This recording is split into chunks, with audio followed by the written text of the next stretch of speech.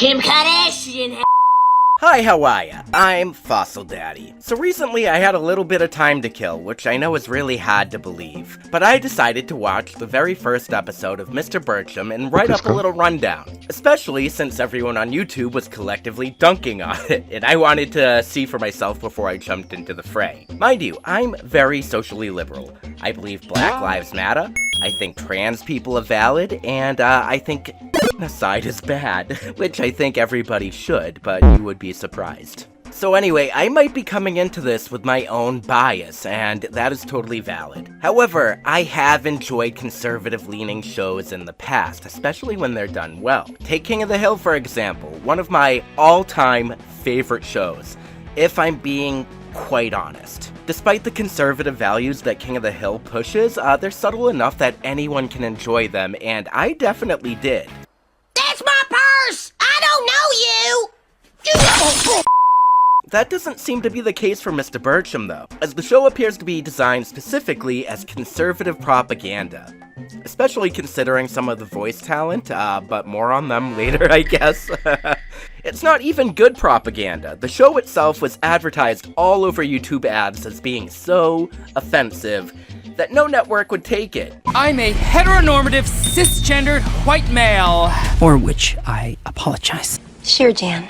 And frankly, I was kind of disappointed that I went into this and came out not at all offended. I was promised I'd be offended. Like, come on. Like, I'm walking away completely unoffended here. Like, did not live up to the hype. If anything, this is just a toned-down Family Guy clone, but comes nowhere close enough to being as offensive as Family Guy is, which, ironically, is actually written by a bunch of liberals, from what I understand. So Mr. Birchum, voiced by girl boss Adam Carolla, comes across as yet another self-insert character designed to play the angry baby boomer stereotype without any of the nuance. The self-insert trend isn't just a conservative thing, mind you. I mean, Velma, as of recently, has been criticized as being a Mindy Kaling self-insert. And even the poorly received comic, I Am Not Starfire, featuring a non-canonical daughter of Starfire named Mandy, also seems to be kind of a self-insert itself.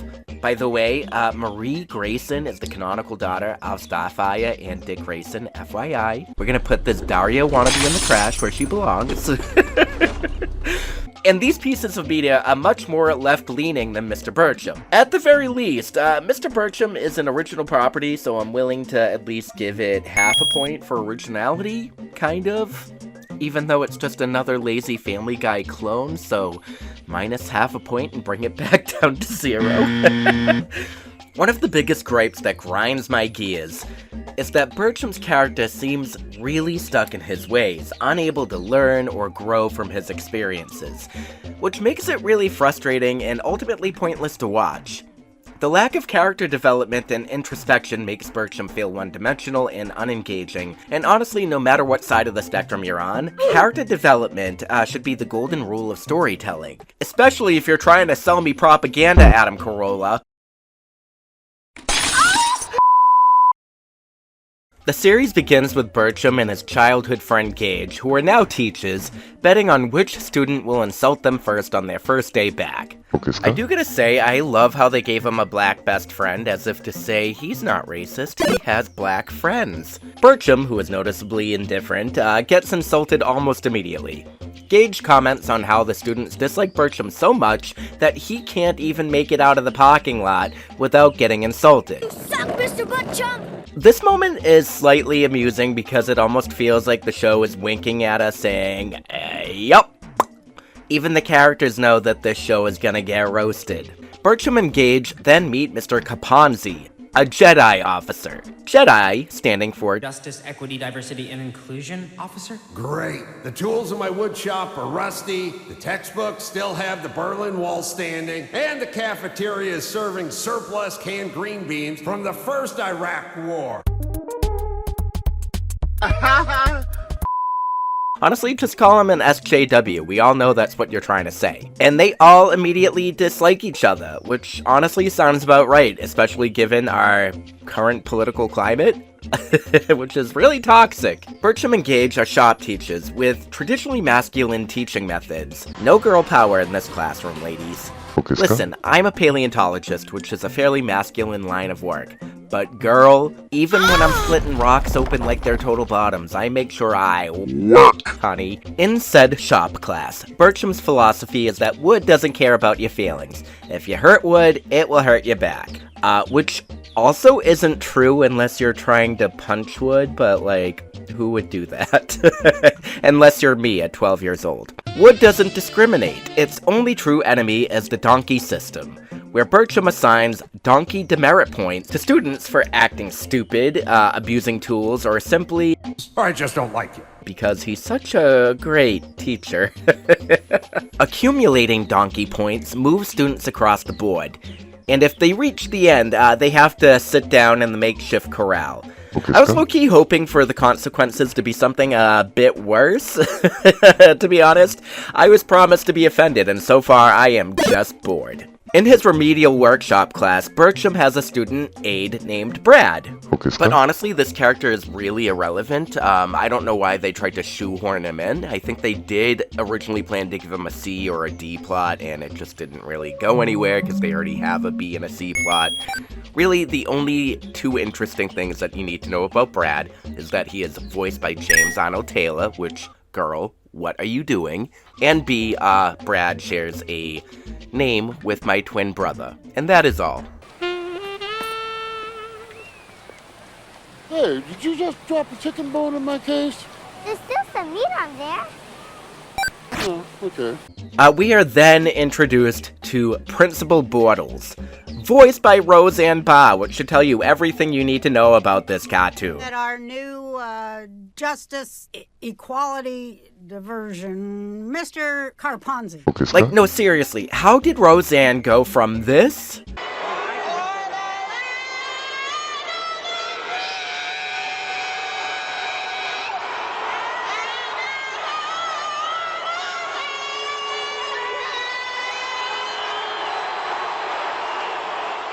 to this? I thought the bitch was white!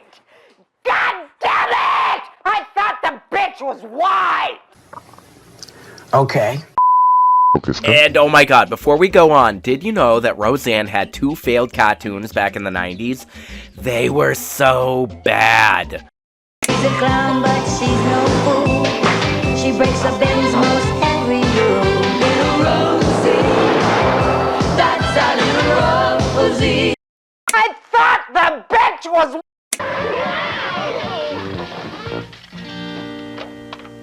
Wow, so this is Cartoon Land. Yeah, it makes me want to puke. This looks like a great place to do our show. They were not received well. Honestly, like, I might make a video about them all on their own someday. And frankly, the best Roseanne cartoon in the 90s was ironically one that she had no part in.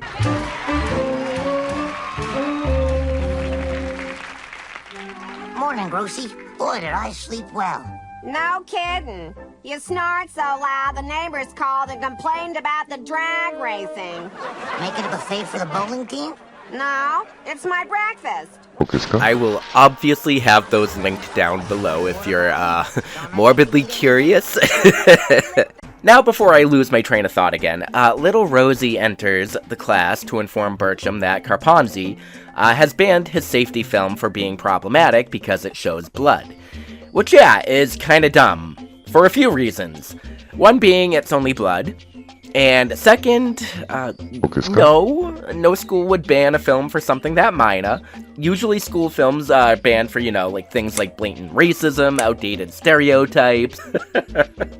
Actually, when I was in junior high, my social studies teacher at the time showed us the movie Porky's. Which is, how I saw my very first boob, and how I learned I wanted nothing to do with them. Take him off the glass! Take him off the glass! Okay, despite this, Birchum shows the film anyway once they leave. Okay, sure, I'd probably do the same thing if it was just blood, whatever. You know, it is what it is. Back at his house, though, Birchum gets into an argument with his wife, Wendy, who is voiced by asshole Megyn Kelly. And, like, oh my god, like, how many of these Fox News assholes are they gonna squeeze into this show? Fossil Daddy, you can get through this. I can do it.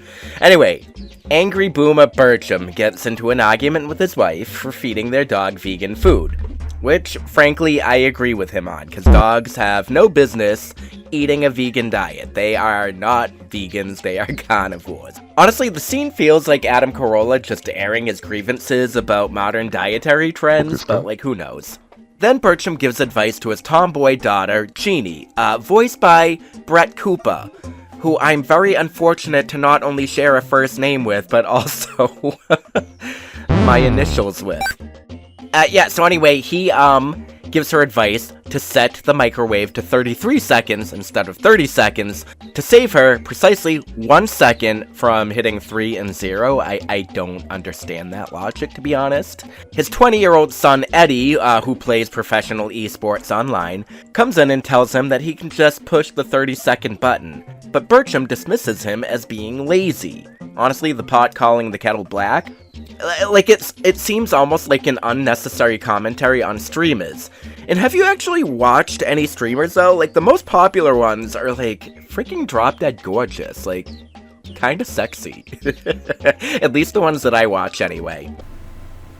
I did not need to know that a dragon was interested in seed. Did not need to know that today.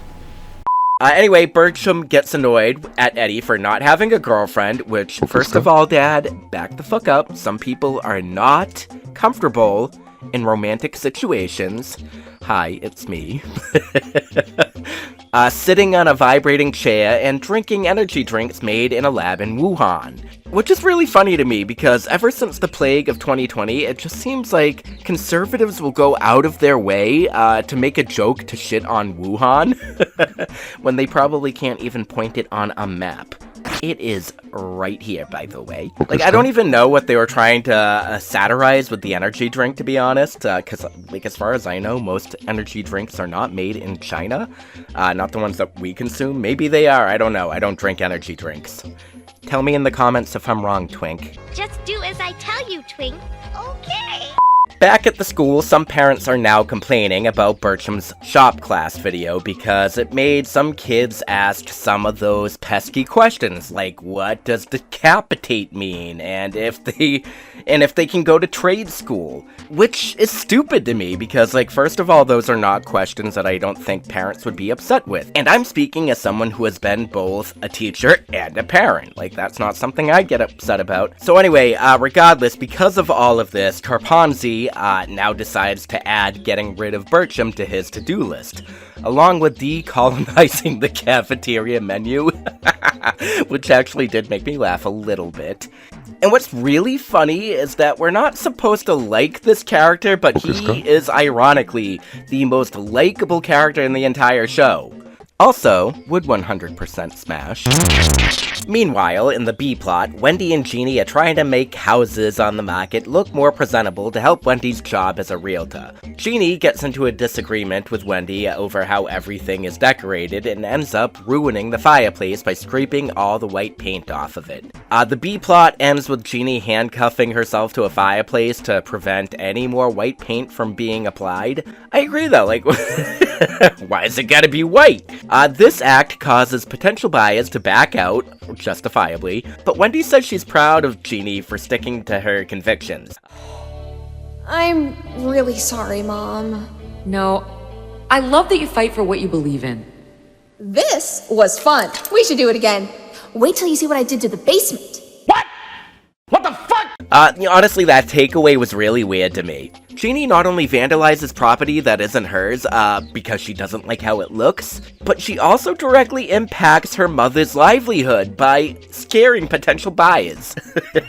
So stupid. Why exactly does she deserve praise for acting like a selfish brat?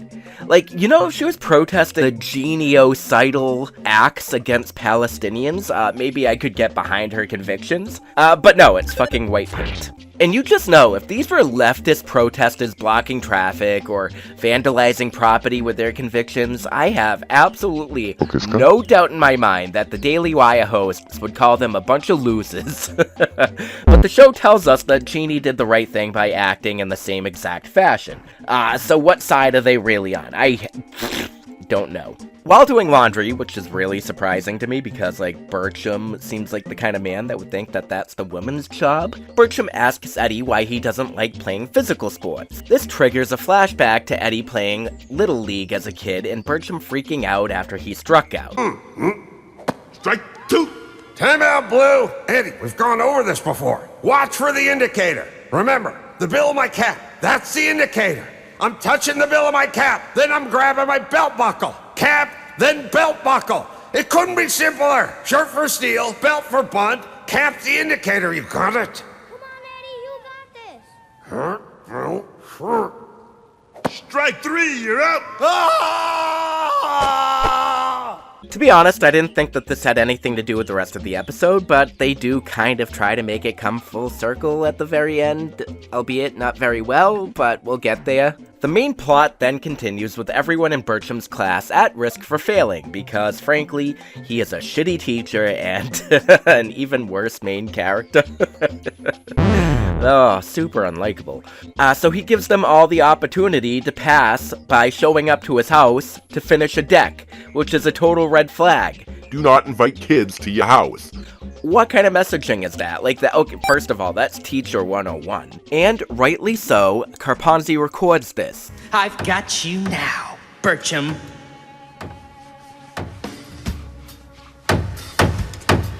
Principal Bortles, assemble the disciplinary tribunal. Siri, play Katy Perry's fight song. Now playing Katy Perry's fight song. Would you like to resume your search for Nancy Pelosi bikini pics? Heck yes! And again, I'm not supposed to like this character here, but I have to fucking agree with him. This is wildly inappropriate for any adult, especially in a school setting. I definitely don't want my kid being invited to one of his teachers' houses. Like, are you fucking kidding me? At the tribunal, Birchum defends himself by saying he's actually teaching kids how to apply the skills that they learned in his class to real-life projects. Fair enough, I guess, but still, you brought the kids to your house. Like, fire him. And he points out how teachers even asked him and his students to build things for them. The crowd erupts in cheers for some reason after Birchum's speech, waving American flags and playing patriotic music. This was definitely written by boomers, which is super confusing to me, because up until this moment, they all hated him with a burning passion. He didn't really do anything to justify the change of heart, but, okay. In the end, Birchum only gets a 3-day suspension from work, which, in real life, the consequences of bringing kids to your house would be, much more severe, which of course he treats like a vacation, because God forbid this character actually learn anything. The C-plot, if you can even call it that, does come full circle. What are you doing in Eddie's house? What are you doing in Birchum's kitchen? He's hungry. His KD ratio in Fall of Duty is straight OP. Plus, he's hot. Alright. Still not a real sport. This feels like a really weak attempt to give Birchum a redeeming moment, but it falls flat like the rest of the show, which frankly I don't think I really need to see the rest of. All in all, it is exactly what I was expecting. A lazy Family Guy self-insert knockoff. I see a lot of people saying that it's an unfair criticism, but I didn't even mention any of the unfunny cutaway gags throughout the summary. Like, for example, you have vegan wolves and bears going around complaining about not getting the right coffee, and then getting mauled to death as the punchline. Like, that's just not funny. Like in one scene, Wendy says that part of her job is to sell people dreams that have no basis in reality. And Jeannie responds, Or the Green New Deal. Then there's this really forced moment of silence, as if she she just had like a big mic drop moment. It's fucking lame.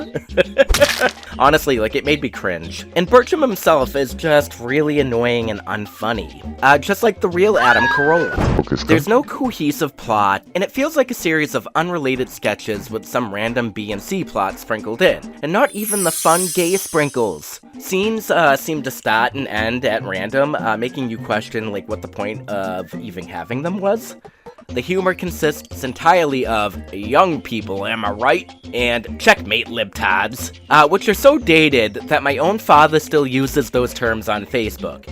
And you can see every punchline coming a mile away, because if you've actually been on Facebook for anything more than an hour, you've heard it all before. Am I right, Madonna? Why are you gay? The voice acting is generally pretty poor. Most of these people are not actors, or voice actors. Looking at you, Brett and Megan. Everyone apart from the main cast also sounds like they're recorded on their phones while sitting in the toilet, which would make it a little more interesting. Character designs also really look ugly. Like, and I don't really generally criticize artwork, but like, it's just not pleasing to look at. With some of the characters having some really weird anatomies. Except for the woke teacher, the Jedi dude. For years, hosts at the Daily Wire complained about ham-fisted content and ideological shallowness coming from Hollywood. But when they're given the opportunity to make something good, they fell into the same trap, which is just really ironically funny to me. You are generally not going to make something good if your primary concern is pushing your ideology over making good entertainment first. We learned this with a lot of the Disney remakes that are coming out as of late, you know, like as shows of faux diversity. Like, that's all it screams to me. It doesn't scream real diversity. It's just diversity for the sake of selling diversity. Crafting effective humor and satire demands a certain empathy and insight into the motivations of the people being made fun of, which the writers of the show clearly lack. I mean, the man-bun Jedi guy, for instance, lacks any real depth, reducing him to a one-dimensional joke, even though he's the only one that I would frankly smash. And even just being a one-dimensional joke, he's also the most level-headed and likable character, which is just really ironic to me. Smash. That's why every attempt to lambast the left in animation results in shows where the whole joke is just complaining about new-gen trendy things, while assuming the viewer will clap because they agree with boomer takes. And everybody clapped. This will likely be my only video on the show unless it does something really interesting or, I don't know, problematic. Which, if they have Roseanne Barr on the team, that could only be a matter of days. Quick, someone get her some more Ambien.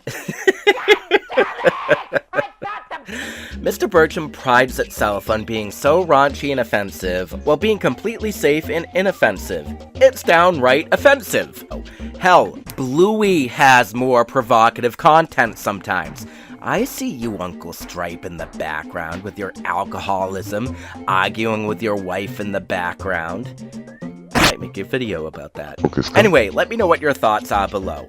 Also, check out my Patreon and my Ko-fi page if you want to support the channel, or watch some of my other videos. Bye!